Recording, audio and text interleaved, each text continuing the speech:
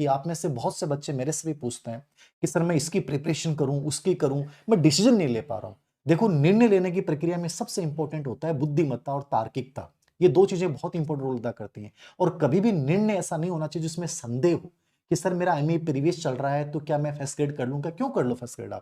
आपको बेटर है कि सेकंड ग्रेड के लिए एलिजिबल है सेकंड ग्रेड करो, आप थर्ड ग्रेड के लिए एलिजिबल है थर्ड ग्रेड करो, आप डीएसएसबी के लिए एलिजिबल है डीएसएसबी करो। यदि आपके दिमाग में तीन विचार एक साथ हैं तो आप बेहतर नहीं कर पाएंगे।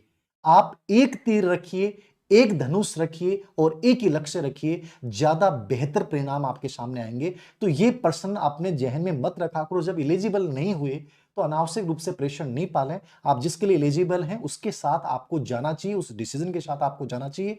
और ये डिसीजन हमेशा ना तो धीर सिंह सर बता सकते हैं ना ओम जी सर बता सकते हैं।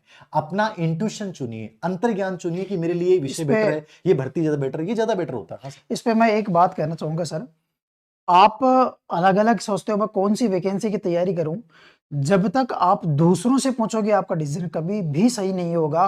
आप मेरा बात मान के चलिए कि हवा के साथ मत भागिए, लोगों को देखा देखी मत कीजिए कि ये व्यक्ति फर्स्ट ग्रेड कर रहा है तो मैं भी फर्स्ट ग्रेड करूं, या ये सेकंड ग्रेड कर रहा है तो मैं सेकंड ग्रेड करूं।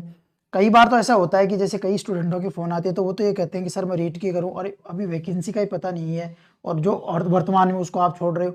तो मैं आपको ये कहूँगा इसके बारे में तो विशेष रूप से कि आप सिलेबस अपने सामने रखिए और आप अपने आप से पूछिए कि मैं कहाँ सबसे ज़्यादा परफॉर्मेंस अपनी दे सकता हूँ, उसे ही चुनिए, किसी की मत मानिए। अपना आप इंट्यूशन जब तक सुनोगे ना सबसे दूसरों इंट्यूशन के तो सबसे बेस्ट होता आप है। पछताओगे और लास्ट में यही होगा कि आपका सिलेबस कवर नहीं होगा और आप लास्ट में फिर पीछे हो जाओगे। अपना इंट्यूशन को जरूर सुने, बार बार मैं बोलता हूं, अंतर्ज्ञान जरूर सुने, अंदर से आवाज क्या आती है वो कभी गलत नहीं होती है।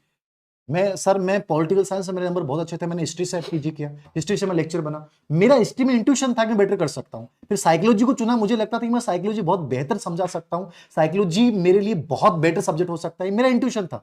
किसी ने मुझे सजेस्ट नहीं किया कि आप साइकोलॉजी जैसा करो, हिस्ट्री से आप करो, कभी किसी की बात मैंने सुनी भी नहीं।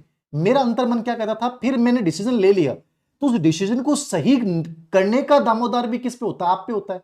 डिसीजन ले लो ना, तो उसको हर हाल में सही बनाने का काम भी आपको करना है।